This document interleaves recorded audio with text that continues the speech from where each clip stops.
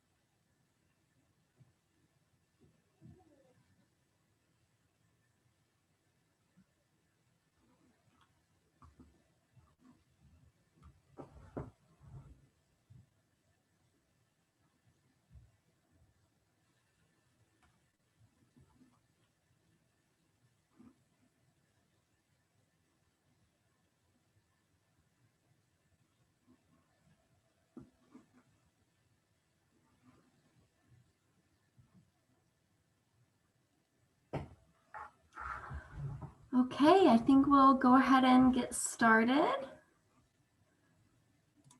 Welcome everyone to this presentation, Food Waste and You, Strategies to Save Food, Save Money, and Save the Planet. Thank you all for being here. We are here to discuss food waste, the problem of food waste, the impact of it, and what we all as individuals can do to help solve the problem. So my name is Megan Popkin, and I am a volunteer with Zero Waste Capital District. And with me is Tina. Hi, I'm Tina Lieberman. I'm also a volunteer with Zero Waste Capital District, and I'm currently the chair of the Albany City Sustainability Advisory Committee. And one of our subcommittees is Zero Waste Education Subcommittee. And so Zero Waste Capital District also serves as that subcommittee for the city of Albany. And Zero Waste Capital District, for those of you who haven't heard of it, is a coalition of organizations that are focused on education and outreach about all the ways we can reduce waste. And we have 9 member groups so far, including people of Albany United for Safe Energy, Pause and Sierra Club, and the League of Women Voters for Albany County, and many other wonderful groups part of that. I just wanted to go over a few rules of the webinar, just so to speak, so you understand what we're doing. So you would not, as part of a webinar, you would not see your picture, and you would not be able to speak. So we're asking for you to put your questions in the Q&A. So if you go down to the bottom of your screen and you hover over it with your cursor, you'll see little speech icons that says Q&A. So you can put your questions in there, and we'll be checking them and answering your questions periodically. And also you'll see a chat bubble. And if you click on that, the chat will appear usually on your right side of your screen. And you can put in your comments into the chat. So questions go in the Q&A, comments go in the chat. And we'll also have some poll questions for you as we go along. The polls will pop up and I'll read them to you, and then you can click on your choice of answer for the polls, and Megan will tabulate them and give us the, like how many votes each answer got. As you can see, we put our information for Zero Waste Capital District into the chat already. So there's a form, an online form, if you want more information about our organization, you want to get on our mailing list, you want to learn more about what we discuss here today, just click on that link, and that will take you to a form. And I think it's just like 4 questions to fill out. So we'll put that in, that's already in the chat. And then at the end of the slideshow, we'll have also our contact information. Okay, perfect. So to get started here, just to help frame our conversation for this evening, we have just a very short video called The Extraordinary Life and Times of a Strawberry. So I'm gonna play this to get us started.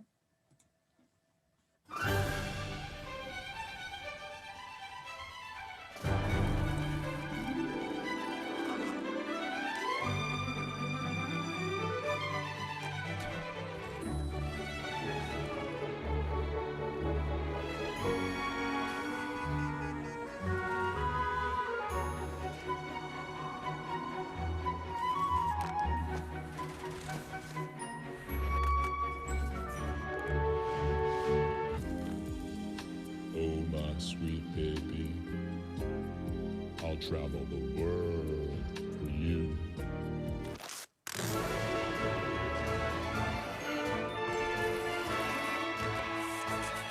I love you.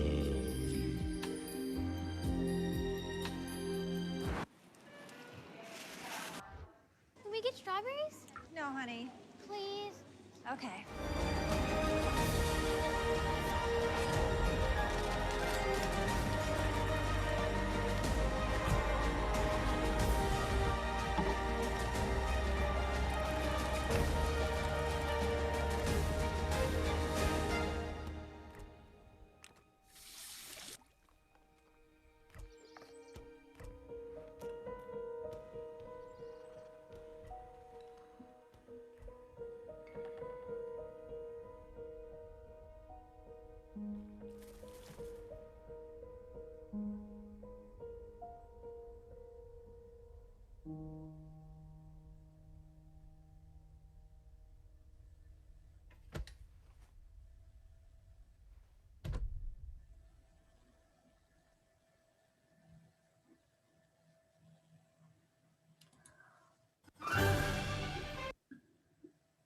All right. Wow, well, that is pretty incredible. I'm definitely taken with it every time I see that video. And unfortunately, the story of that strawberry is all too common, right? And so that's what we're here to talk about tonight. Up to 40% of all food that is grown, processed, and transported in the United States is wasted. And it wastes not just the food, but it has an incredible cost to our economy and to the environment. All right, so we are going to get started here with a poll question.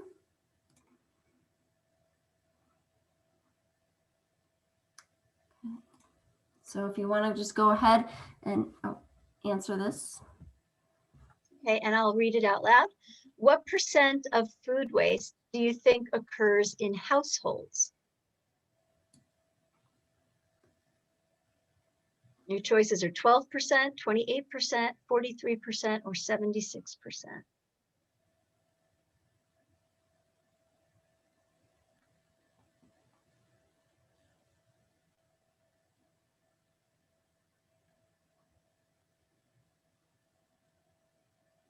Most of our votes are in, I see almost all. All right, so let's see what everyone said. And so the results here, the winner is 43%. So that is correct. It really is a staggering amount.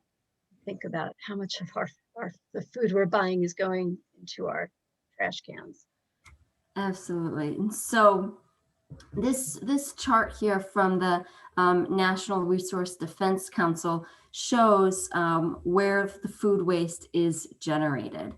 And so as you can see here, 43% occurs in households. And then you can see the rest of the distribution, farms, manufacturers, grocery and distribution, restaurants, and then institutional and food service. But a large percent, 43% occurs in our households. And you might, read that and be a little discouraged about how much food is wasted in households, but I choose to see that and be empowered, because that means that each individual can really make a difference in this problem just by changing habits at home.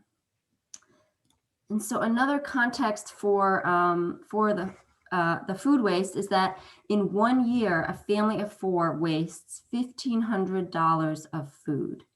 That's a lot of money. And if you go to savethefood.com, which is one of the resources we'll be talking about, there's a scale where you can put in your family size and look at the amount of money that you may be wasting over the course of a year. So, I'm sure there's lots of things everyone can think of that you'd like to do with if you had an extra $1,500 a year. So, it's not just about the food, but there's a lot of money involved as well.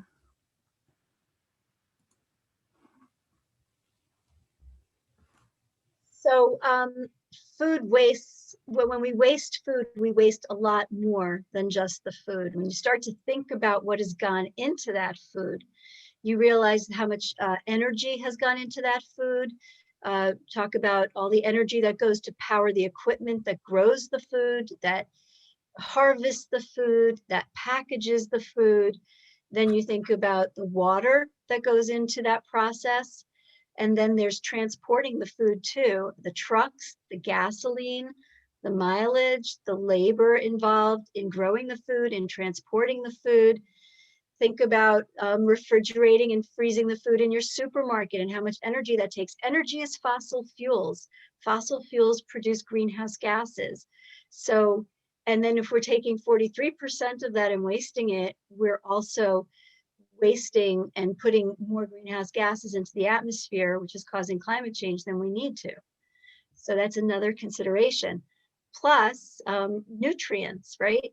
There's also, when you waste food, nutrients are going often into a landfill, which is toxic, which has other toxic materials mixed in, and we can never reclaim those nutrients out of that landfill again, which, because you're not going to want to grow food on top of a landfill that had toxic materials in it. So all that is gone. And if there's a finite amount on our planet, there's a finite amount of topsoil on our planet, and we're not replenishing it. So that's all to be considered. And then the other thing is food waste in a landfill generates methane gas. Methane gas is a greenhouse gas that's even more potent than carbon dioxide, 86 times more potent over the first 20 years than carbon dioxide is. And that happens because in a landfill, there's no oxygen that gets in. And so when food scraps decompose without oxygen, they create methane gas. And if food waste was a country, it would be the third largest greenhouse gas emitter. Anyone want to guess in the chat what the two largest greenhouse gas emitters are? Which countries that would be?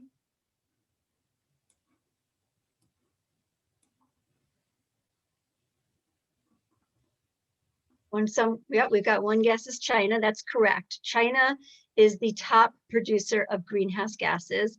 And the US, we're second. India's up there. It's not the top two. But the US is second. However, the United States is also per capita the largest emitter of greenhouse gases. Some other guesses were India, Russia. Yes, and I'm sure Russia puts out quite a bit too because they have some oil and gas industry there. Thanks, good ideas there. And next slide. So I don't know if any of you have heard about Project Drawdown. It's a book that came out a few years back, and they also have a wonderful website. It's all education and outreach about climate change. And they've tried to identify the 100 things we can do, the 100 most effective things we can do to address climate change, to stop climate change, and actually draw greenhouse gases back into our planet and back into the earth. And out of the 100 things that you can do, the third most impactful is preventing food waste, number 3 on the list, which is pretty amazing. And the only two that are higher on the list than that are more effective, number 1 is reducing HFC refrigerants, hydrofluorocarbons. And the second most impactful thing is building more wind turbines that we can do. And third is reducing food waste. And as Megan said, it's something we have control over.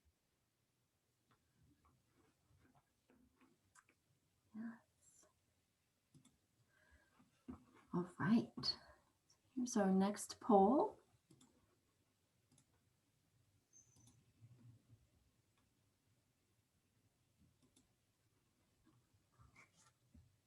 So here's a poll, yes or no. Before now, did you know that food scraps in a landfill emit methane and contribute to climate change?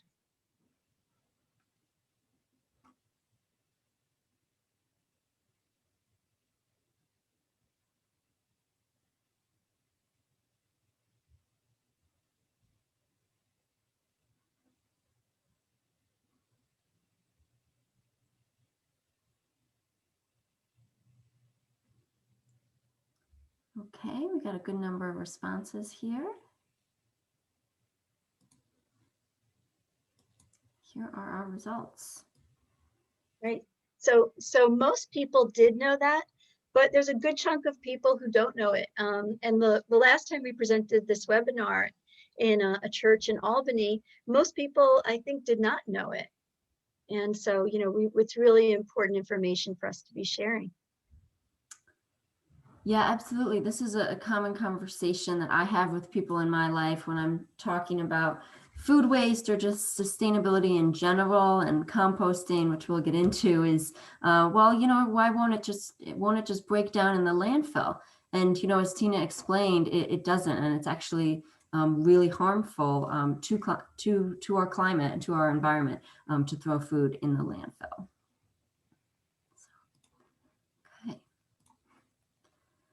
So just one housekeeping note before we move on. Again, we'd love for you to continue participating and sharing in the chat. And if you'd like to share with everyone so everyone can see your comments, you can send your chat message to all panelists and attendees. There's an option in the chat there.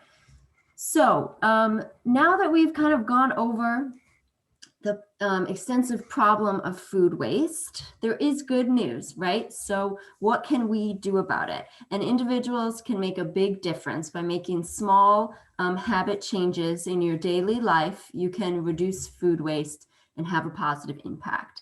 So for this presentation, we're going to be talking about how we can reduce food waste in 3 categories. So we're going to talk about at the store and changing our shopping habits, at home with food storage and preparation, and then at the curb and how we can, prevent putting food in the trash bin at the curb. So we'll share some tips along the way, and please, you're welcome to ask questions and share in the chat as well. So to start off at the store with shopping preparation, the first piece of advice is to make a weekly meal plan and a list. So, this is something that if you have others in your household, it's great to involve your family to make sure everyone's on board with what's being planned for the week. And maybe only plan for a few meals throughout the week, not necessarily cooking 7 meals, 7 dinners every single night of the week, planning some lazy nights or sandwich nights, leftovers, and just really trying to be realistic in that meal plan. Next is using ingredients more than once. So if you're planning a meal that, you want to think about the ingredients that you're going to be using for that, and think about the quantity that you're going to need to buy. So if you're going to need to buy, a big jar of sauce, but you're not going to use the entire jar of sauce for that one meal, can you plan another meal that week for you to use the rest of the sauce? Things like that. A lot of times food waste comes because you buy something and then you don't use it all for that one meal and you don't have a plan to use the rest of it. Can you freeze it, or can you kind of group your meals together with some similar ingredients? And then shop your kitchen first, right? So how many times have we come home from the grocery store, put something in the pantry, and then realized I already had, one of those in the pantry in the back, and I didn't realize it. So really taking stock of your kitchen, what you already have, and see what meals you can make with the items that you already have in your kitchen to make sure that those don't go to waste.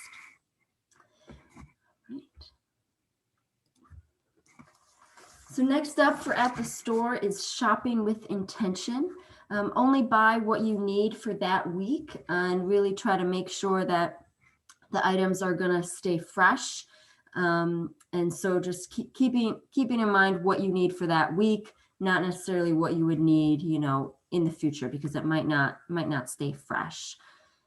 Beware of sales, right? So if something's on sale, we might be inclined to buy more of it, but it's only a good deal if you actually end up using it. And so really trying to be critical with sales at the store and making sure that if it wasn't originally on your list, you actually have a plan to use it if you're going to purchase it. And then reach for the ugly food. So a lot of food waste occurs in grocery stores because people want the most perfect looking apple, the most perfect looking carrots, and so on. And so if those other items don't get selected, they're going to be wasted. So picking the ugly food at the store is a great practice.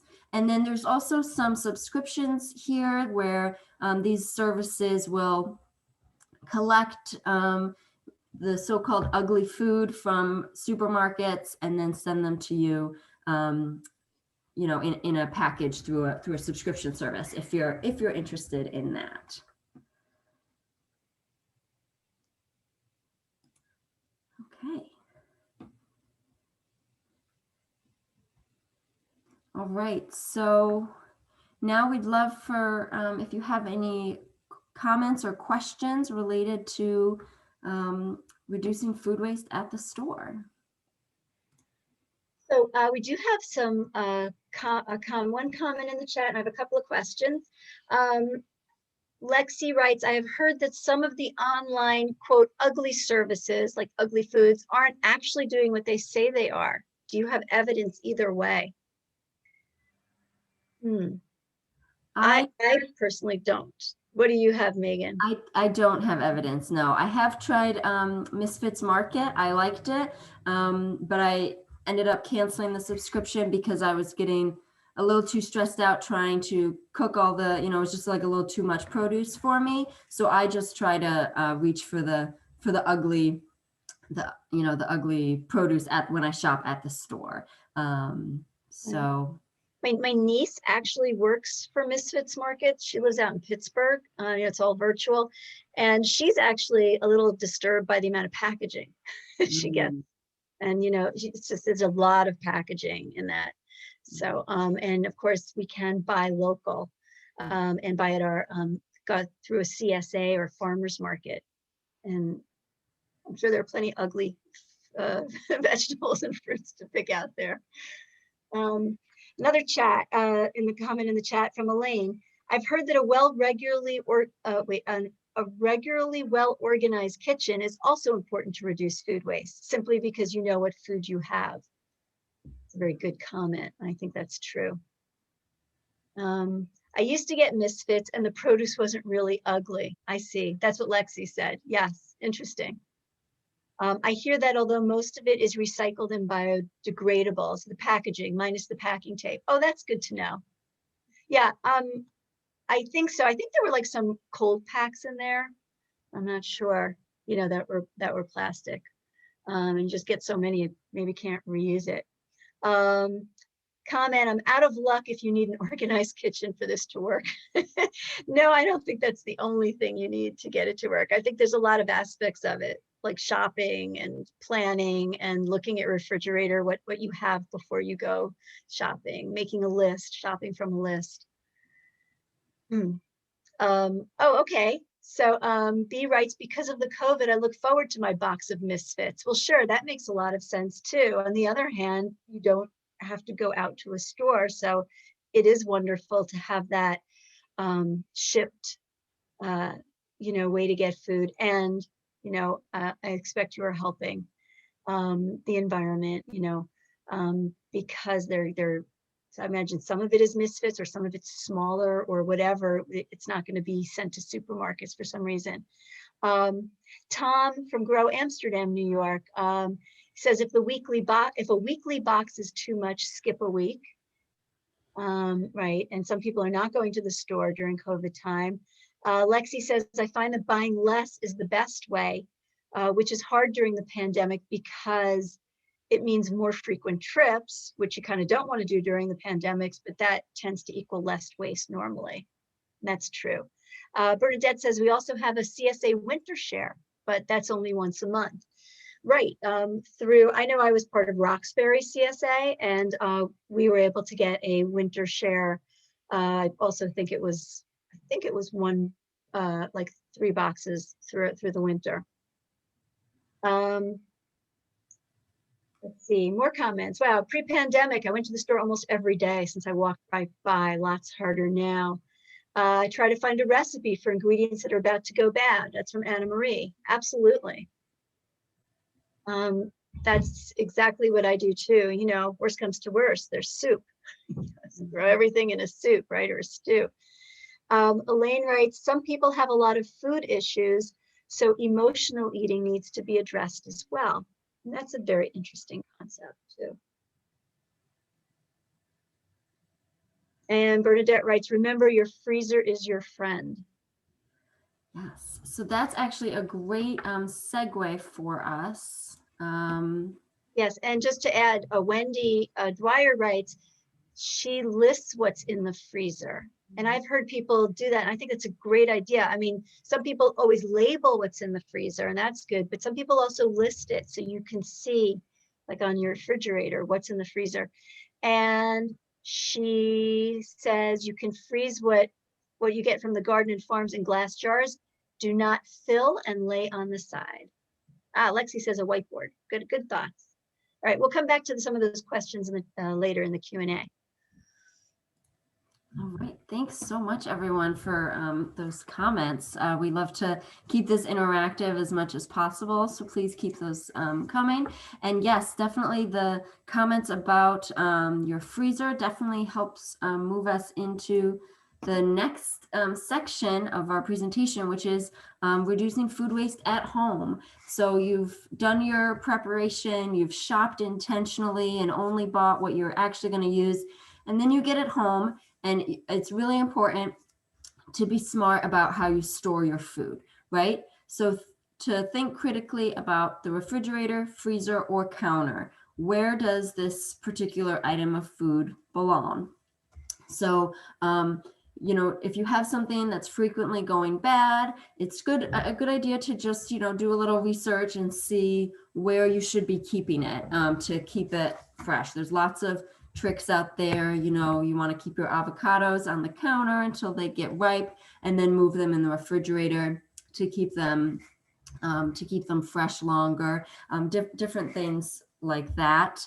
Another tip is to have an eat me first bin or a list, or even a shelf on your fridge. So just keeping your refrigerator organized so that you know what food is most likely to go bad first, and keeping that either in a bin, on a shelf, or in a section on your fridge, or keeping a list on the front of your fridge of those items that you want to make sure to eat up first. And then when you're going to get food, reach for those items first to make sure that they are not wasted. And then study your refrigerator. So this is a chart again from the NRDC about the temperatures of a refrigerator. And so it's really interesting to think about where items should be within your refrigerator. So the door of the refrigerator is the warmest part. So for instance, you don't want to keep your milk on the door of the refrigerator because that's the warmest part. That's why, we might keep condiments or things like that there. And then with the refrigerator, the coldest part is on the bottom, and then it gets a little warmer moving up, right? So you can see in this chart, down towards the bottom, it has, meat and fish, dairy in the middle, and then some other items, maybe leftovers or sweets towards the top. So thinking critically about where to put items in your refrigerator based on the coldest on the bottom and the warmest on the top. There's also a high humidity drawer, which is great for vegetables, and a low humidity drawer, which is great for fruits. And then finally, you want to use your freezer. As several people said, it's a great idea to put food that you're not going to use right away into your freezer. So you can, portion things out. If you, have half a jar of tomato sauce, putting that in the freezer, again, leaving room with any liquids. So really trying to take advantage of your freezer as well to keep food from going bad. It's also a great idea to label what's in your freezer and maybe even keep a list of what's in there as well. Okay. And then next for at home is to eat what you buy. So if you have something that's going bad, try to think of if there's a way for you to revive old foods. So I make croutons just about once a week with some bread. It's not always going stale, but if it is, it's a great way to revive that bread by making croutons. It's very simple. You can put limp lettuce in water to revive that. If you have some chips that are going stale, you can toast those up in the oven. And so trying to, rather than just immediately tossing something out if it's looking like it might be going bad, try to see if there's a way that you can revive it. Hero recipes. So Tina mentioned, make a soup or see if you can find a recipe for foods that are going bad, right? So you can throw it all in with a sauce, do a stir fry, different things like that to save those foods. And then, yes, if you have some hero recipes, please feel free to share those in the chat. I'm sure people would love to learn from everyone. I'm always just throwing a bunch of vegetables in a pan with some eggs and making a type of scramble, which is great. Eating root to stem. So ditch the peeler, right? So we are often, may have been trained to peel every vegetable that we can, but it's really not necessary. You can just clean your vegetables, keep, no need to peel it, and then eating root to stem. So with the, broccoli, for instance, eating the whole broccoli, including the stem, is great as well. The end pieces of bread, not wasting those, and just really trying to be creative with that. And then finally, consider portion sizes. So, eating, letting everyone, if you're serving, a lot of people, letting everyone fix their own plate so that they can get their particular serving sizes. Pre-serving plates can lead to some food waste, and just, thinking critically about the portions of food that you're making. There's actually a great resource that we'll share at the end as well, savethefood.com, where if you're planning to, make a meal for a certain number of people, you can put all the information in on the website, and it'll give you some advice on how much food to buy.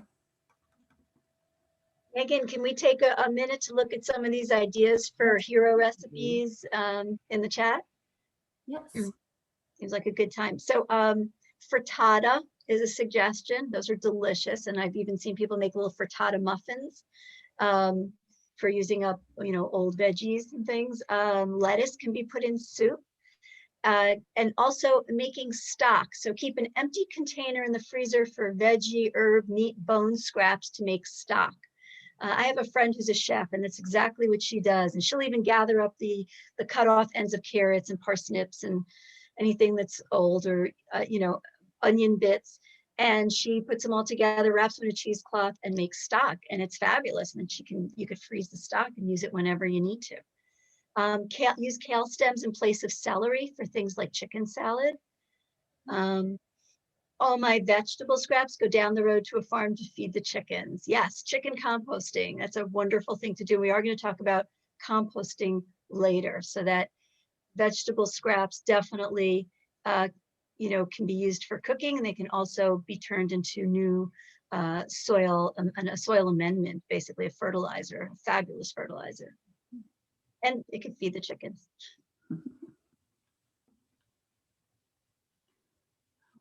So I think that's it for the chat, and we'll come back to the questions in a couple more slides. Perfect. Thanks so much, everyone, for sharing. So next, we just wanted to talk briefly about expiration dates. So a lot of us maybe we're taught to be very, very strict about an expiration date and toss it out as soon as we reach that date. But you might be surprised to find out that most expiration dates are actually not federally regulated, with the exception being infant formula and some baby food. So expiration dates are really suggestions, and they're really about the food will likely taste best if you eat it by this date. That's really what the expiration dates are. And so there's a great resource here, eatbydate.com, where you can look up all sorts of different foods, and it'll give you an indicator of how long the food will actually last and how long it'll actually, taste good. So it's important to just rely on your senses, right? How does this look? How does this smell? To make sure that, to try to determine whether or not you can eat it. And somebody mentioned except for meat, dairy, fish. I agree that, those, I usually try to stick to the expiration dates on meat, dairy, fish as well. But there's a lot of things that we bring home that have all sorts of different expiration dates on them, and they can be, definitely still eaten and still taste good after the expiration date.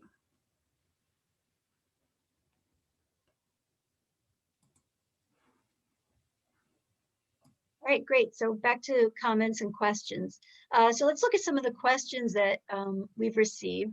Some of them are quite good. So someone, Kate, would like us to put that gorgeous heart up again at the end of our slide. She'd love to use it for Valentine's Day, or email it. Okay, so maybe we can email it to you, Kate. If you fill out the form in the first entry in the chat, we'll send that to you. Lexi says, is there any company in Albany that does residential compost pickup? I know you can drop at the Troy Farmers Market, but not sure beyond that. And we will go over that a little later on in our slideshow. Yes, we have 3 companies that serve Albany for paid compost pickup. We have 3 Albany drop-off sites, community compost drop-off sites now that we've established this past year. And we expect even more. And Troy has the farmers market as well as the atrium, and we're going to show that later. So we'll review that later. And let me just see what else. What kind of produce packaging can be recycled? That's a really great question. Certainly what comes to mind for me is the cardboard ones, and that's pretty much it. I mean, you know, there's a lot of plastic now being used, especially for lettuces, you know, those boxes. Now, you may put them into your recycle bin. Technically, they could go, but I will tell you that according to people who know about what's happening in recycling, those are not actually being recycled. They're either going to the landfill or they're just maybe even being worse, being bundled up and sold to you know, shipped off to poor countries and burned there or thrown into the oceans. So only numbers 1, 2, and maybe 5 plastics are actually being recycled. That's the number that you'll find inside the triangles, the like triangle mark on your plastic that identifies what kind of plastic it is. So only 1, 2, and maybe 5. So that's something to think about. So the cardboard is the best. I tend to buy bulk at Honest Weight Food Co-op so that I don't get plastics and I can bring my own bag or recycle, you know, bring bags and reuse them again. And I don't know if any other people have that in the chat. Maybe some people have some ideas about if store use styrofoam, I give it to the cashier, I write a note to management on it, and I usually also buy bulk. And so at cartons, you can return often to a farmer's market. People selling eggs at a farmer's market will often take your egg cartons, or people you know who have chickens and sell eggs, like, you know, even in the neighborhood kind of thing, along the side of the road. Kate writes, she found sour cream in the back of her basement fridge on Monday. She was so happy to have it on her burrito, she didn't look at the date. And her husband said it expired in July and it was delicious. Good point, Kate. So yeah, I personally do not pay attention to the dairy date, more to my senses, to taste and smell for those. I'll smell first. I'll look and I'll smell before I taste. I think it's a safe way to do it. Great. I think that's all for the questions right now. Okay. And yes, oh, good. Thank you. Someone also commented, you can also return egg cartons to the Honest Weight Food Co-op. Fabulous. I do Loving Earth Compost in Saratoga. Samantha's from up in Saratoga. Thank you for saying that. That's a compost pickup service in Saratoga. I think I just heard about that. And Wendy said Sustainable Saratoga had a webinar about vermicomposting, also worm composting. And that can be done in the house during winter. And Wendy also uses food after the expiration date, and she has for years. And she's still alive and kicking. Dairy is fine as long as it's unopened and taste smells fine. Yeah. And oh, Lexi, great. You worked in dairy quality and safety. Nice. That's a good comment. That's great. Great. Excellent sharing. Thanks, folks. We're all enriching each other with our information. That's the way it's supposed to be. We're a learning community. Absolutely. Thank you, everyone. All right. So I guess then we'll go on to our next category and keep the conversation going. We'll come back to the comments and questions at the end. So our next category is at the curb. So we've talked about preparing with your shopping and shopping intentionally, and then being really intentional when you're actually at home with how you're storing your food, how you're preparing your food, and really trying to use it all up.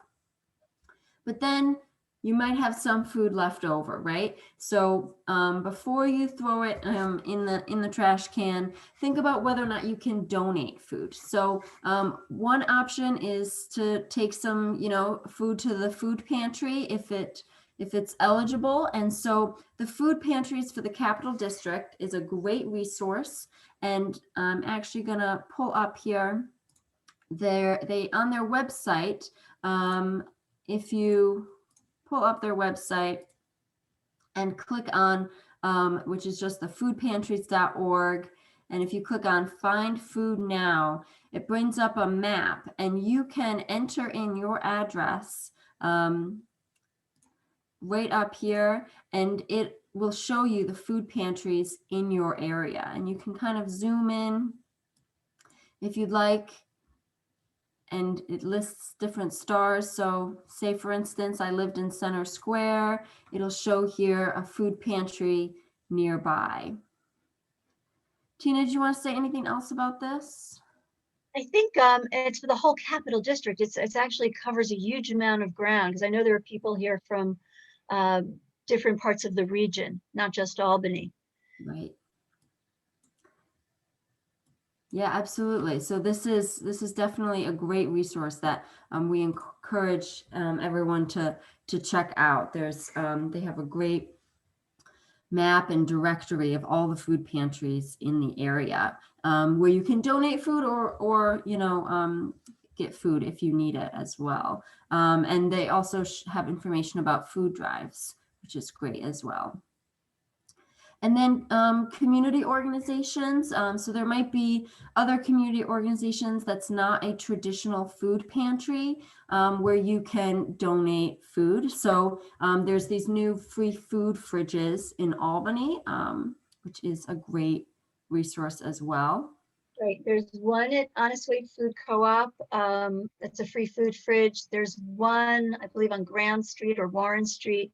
And also the South End Children's Cafe, for those of you who know that organization. They have a cupboard outside their building that you can put food in or take food out of at any time. Not, of course, non-perishables. And it's a little tricky now in the freezing weather, but, once we hit spring again, it's easier. And also, thanks. Also one on Lark Street. Good, I didn't know about that one. Where is that one on Lark Street? Maybe you could put that in the chat for everyone. And then finally, in terms of donating food, think about neighbors, friends, and family. So in the past, back when we were going on vacations more frequently, my sister lives in the area, and she and I would always, if one of us is going on vacation and we had some things in the fridge that we didn't get to use up and they might go bad, we would, bring those food items over to one another's house and say, here, I'm going out of town for a week. Why don't you take this so that you can use it up? So neighbors, friends, family might be able to use some food that you're not able to as well. Great. So also there's a free food fridge also by the Albany Barn. Gabriella weighed in on that, one on Lark Street. And we will talk more about food scraps drop off. There's a program in Amsterdam, New York called Grow Amsterdam, New York. So that's fabulous too. There's a lot, and I think there's more to come. Question in the Q&A. Anna wants to know, how can I revive old stale nuts? Anyone have any thoughts about that?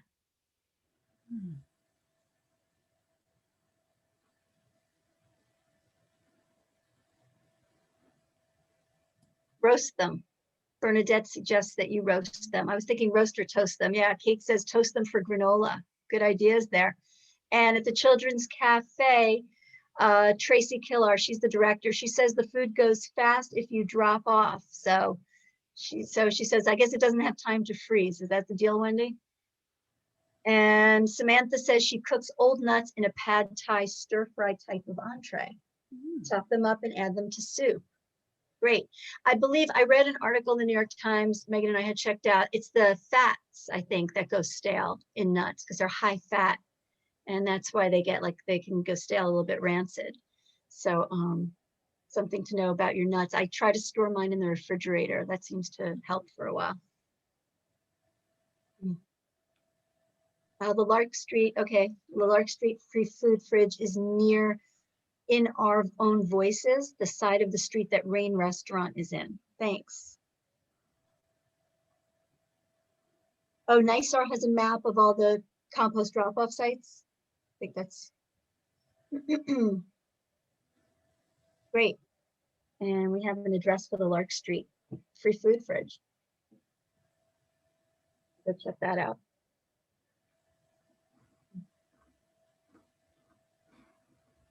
Thanks, folks. Good. Could take a quick look.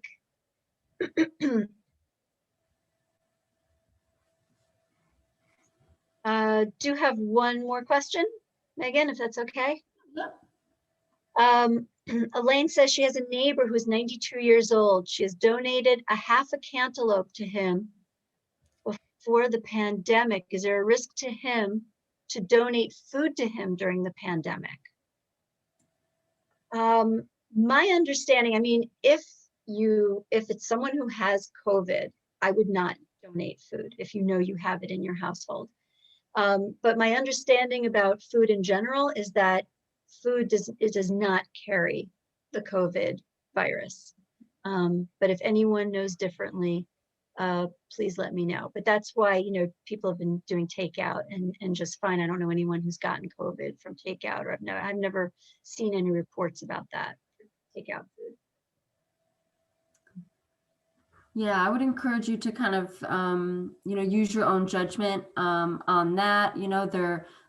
Some people are concerned about, surface transmission in terms of whatever box or bag you're transporting food in. But yeah, I'd just encourage everyone to kind of use your own judgment with that. And if it may be a way, if you're comfortable, for you to help someone out and prevent some food waste if you're comfortable with it.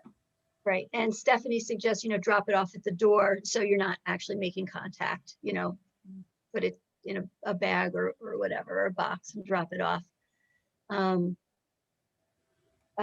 John says, not a COVID issue. Heard a virologist speak who said she gets takeout all the time. She said no problems with wrappers either. Just wash your hands before eating.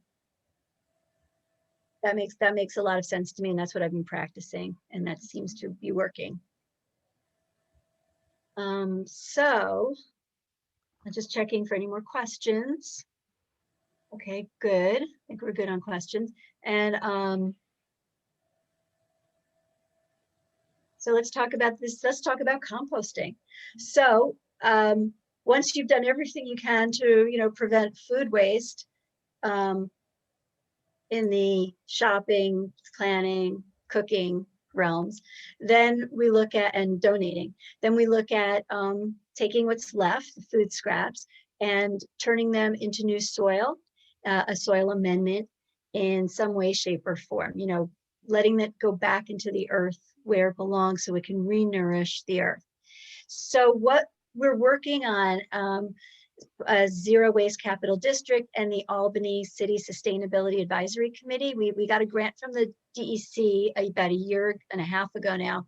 It's a 3-year grant, and it's all about food waste reduction. And that's what gave birth to this presentation, but it's also what's powered us to create an infrastructure that would give people more ways to take their food scraps and turn them into compost and soil amendment.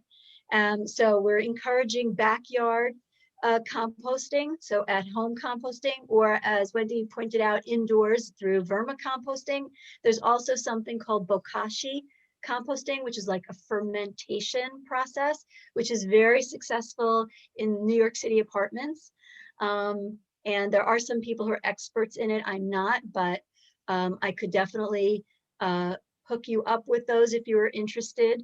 So just again, just fill out our form. And I think that's one of the questions is what kind of composting might you be interested in? We could try and either we could do another presentation on that and get an expert to speak about that. But also we want to do something on how to do backyard composting for those people who want to learn. And we have a mentor program through Zero Waste Capital District. We'll pair you up with someone if you need some help getting that set up. So that's one option. People who want to do it for themselves. The other option is free community composting drop-off sites. So over this past year, we've created 3 and kind of nourished. I mean, they kind of were there, but we kind of made it official. 3 community compost drop-off sites, and a 4th one is being developed.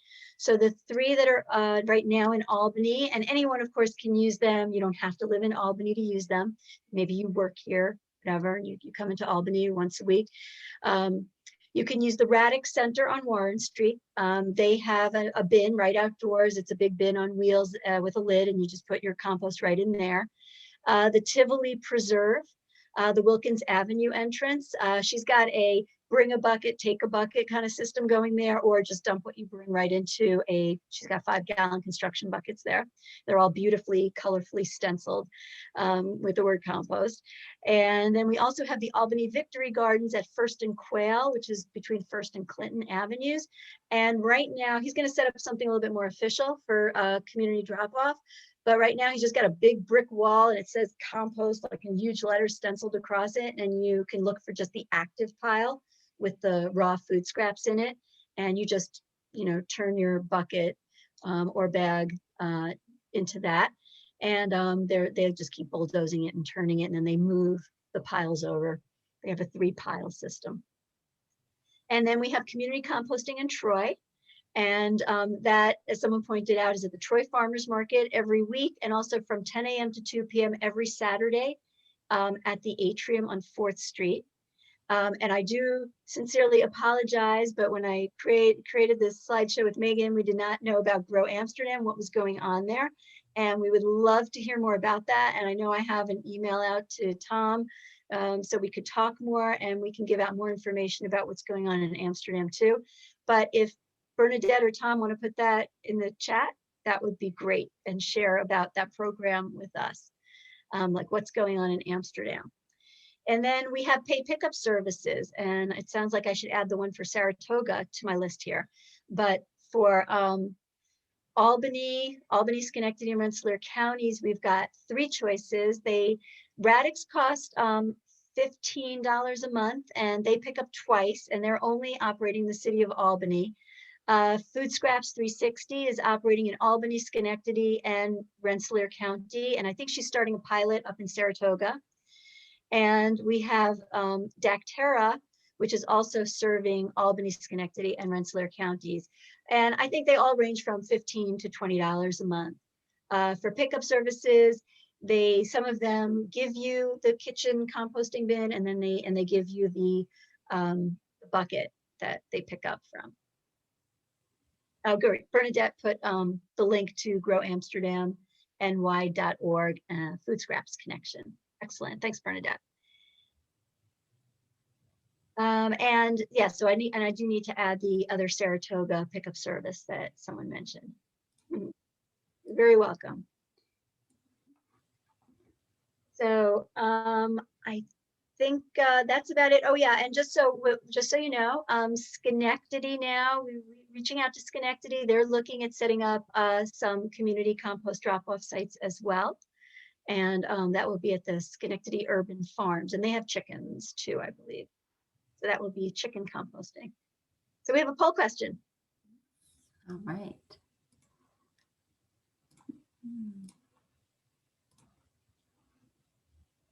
So the question is, are you composting your food scraps now? So what's your situation?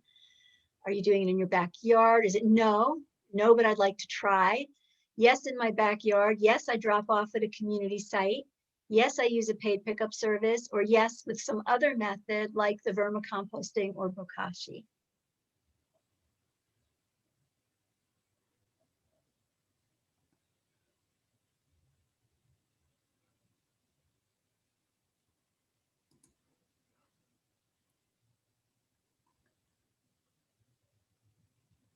All right, we've got a good number of responses. We'll share the results here.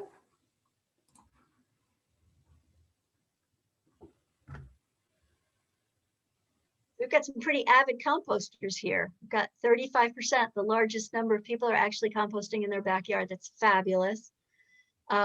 We have a really large percentage, 32%, who say no, but I'd like to try. A few people are no's. No one's using a community drop-off site yet. That's probably because you don't know that they exist. And that's one of the reasons why we're doing the presentation, to get the word out. We have a good number, 19%, using one of the paid pickup services. And there are some other people doing vermicomposting or bokashi. Whoa. That's great. Backyard 3 seasons. So we have some comments. I drop off at the farm down the road and didn't know which choice this would apply to. I guess that would be a community drop-off site for you. Some neighbors, you know, are also like, if you have a compost and you get some friends or your neighbors to start bringing you compost, it's more soil amendment, more compost for you to use in your gardens or to share with your neighbors. I've actually started composting for 2 of my neighbors, and it's actually created some really beautiful relationships. I have one neighbor, she's single, so she comes over, she now drops off her food scraps in a bucket I leave for her in my driveway, and then she goes and helps herself to some of the harvest from my garden that I haven't harvested. So works for her, works for me.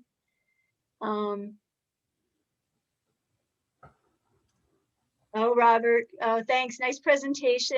Excellent mix of activities, presentation, poll, discussion, nice clear slides, not overwhelming. Thanks.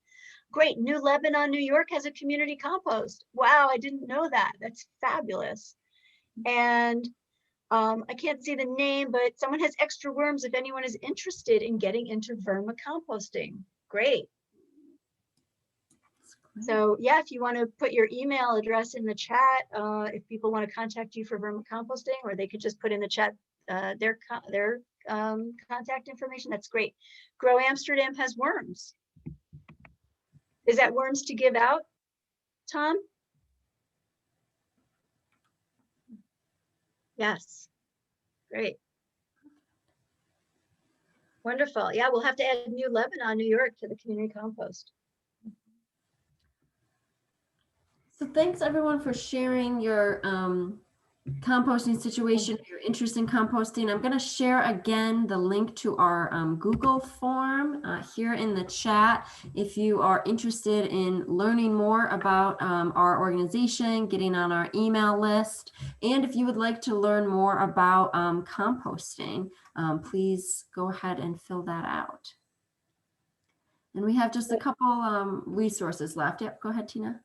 Well, I just wanted to point out, so as part of our grant that we have from the DEC, the City of Albany will be looking at giving out, we've ordered 200 backyard composters, and we've ordered 400 kitchen food scrap bins, and we'll be looking to give those out this spring to people who are willing to participate in a pilot, and they'll be learning or you know how to compost or using those composters in their backyard. And they'll also be giving us data like maybe once a week on how much they're composting, like how many bins full that they're actually composting from their kitchen, so we can collect some data about composting in the city. Hudson also has a drop-off compost near the community garden. Don't know if it's free, and we have another person, Wendy, would like some worms.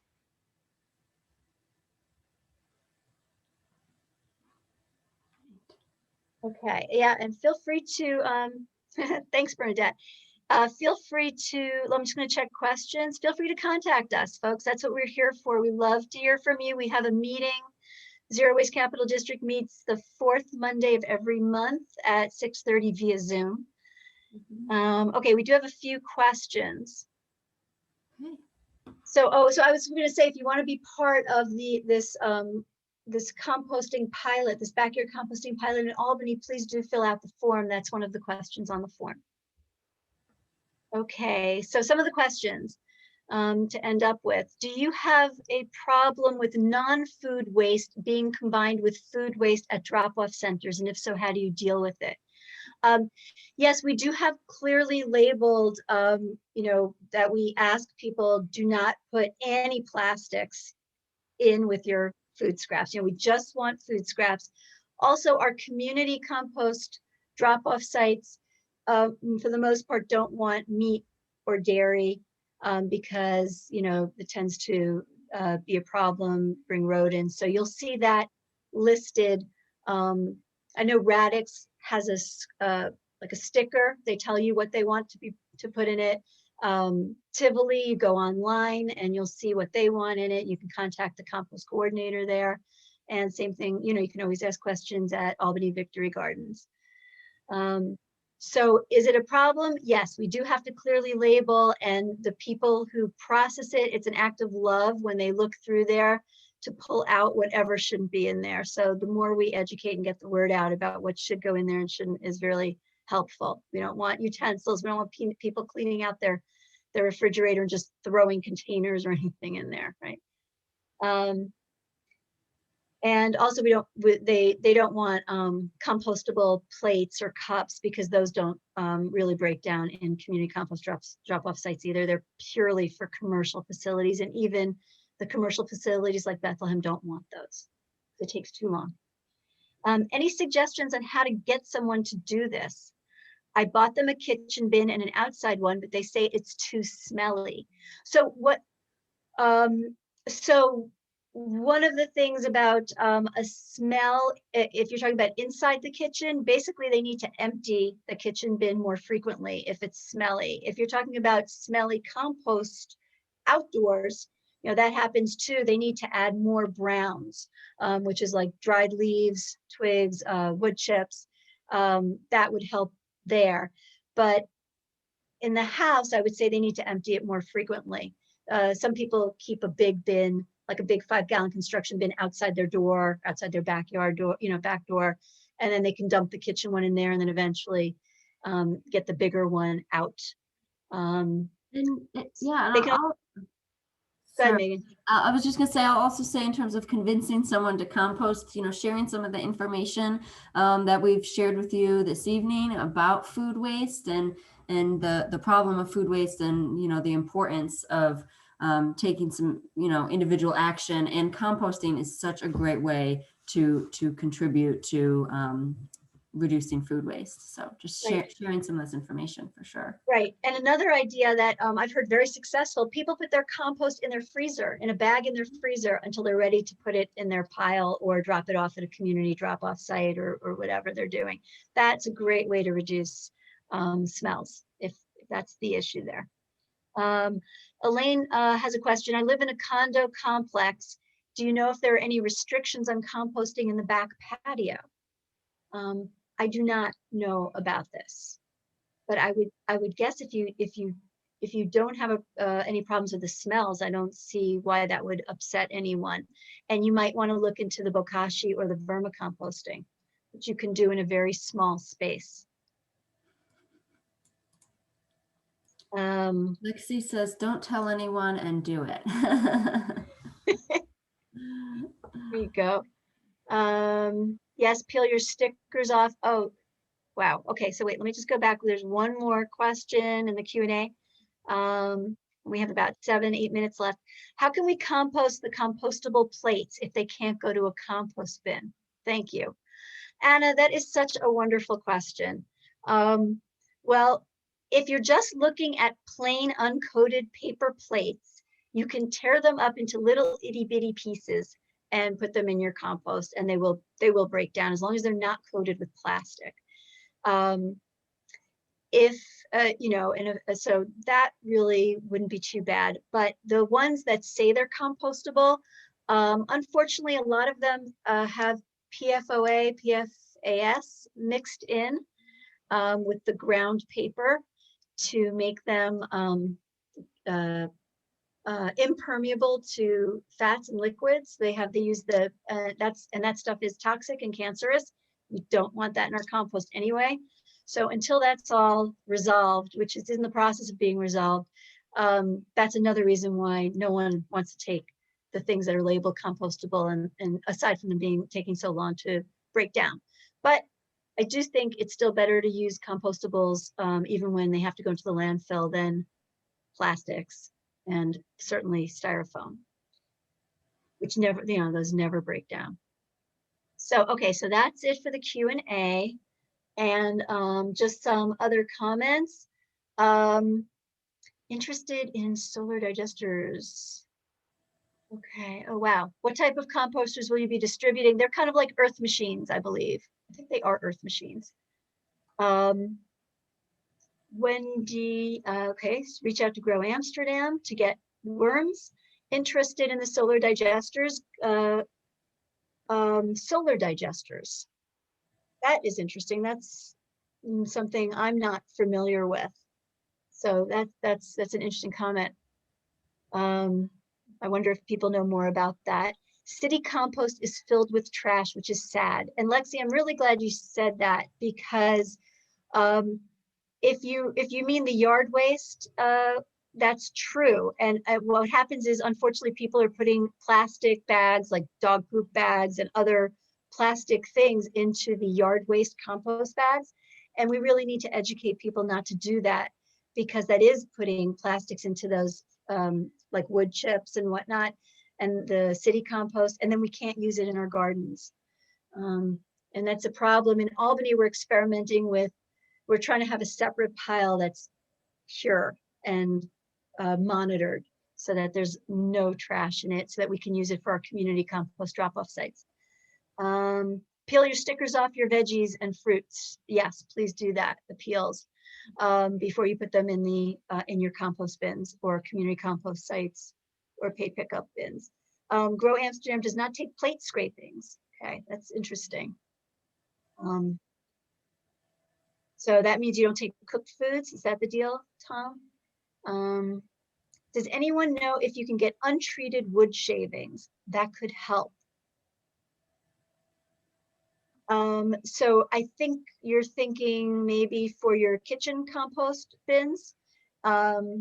If that's what you mean, yeah, I wonder if some of the bedding that they use, like for animal bedding, is untreated.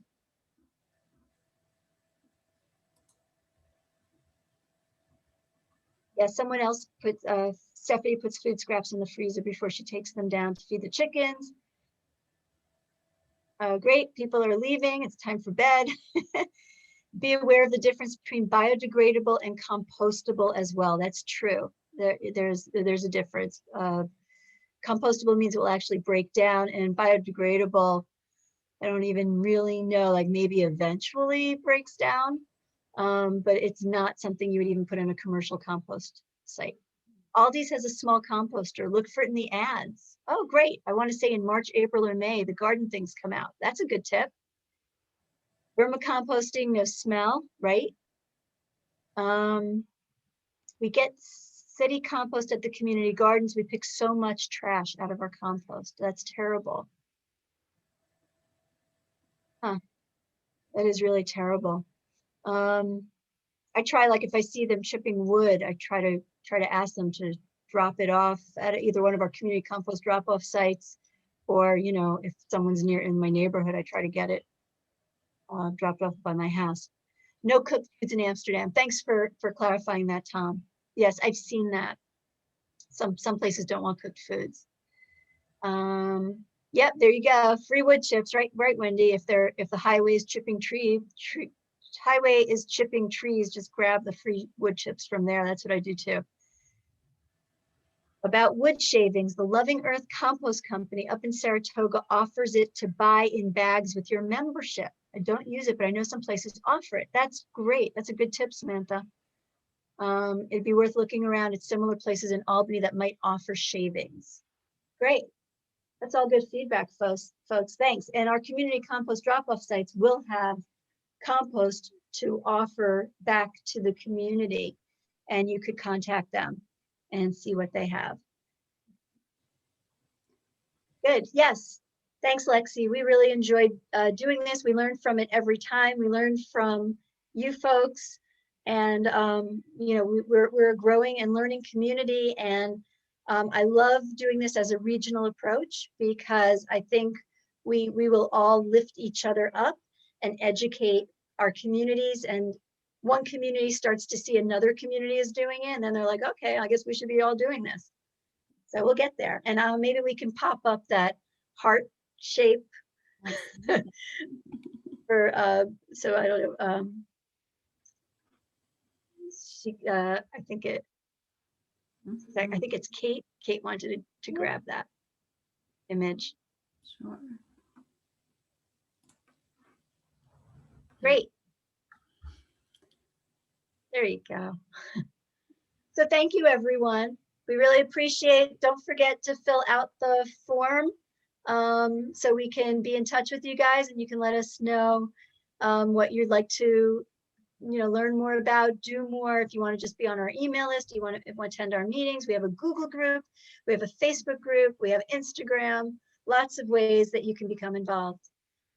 And we can work together as a capital district to waste less food.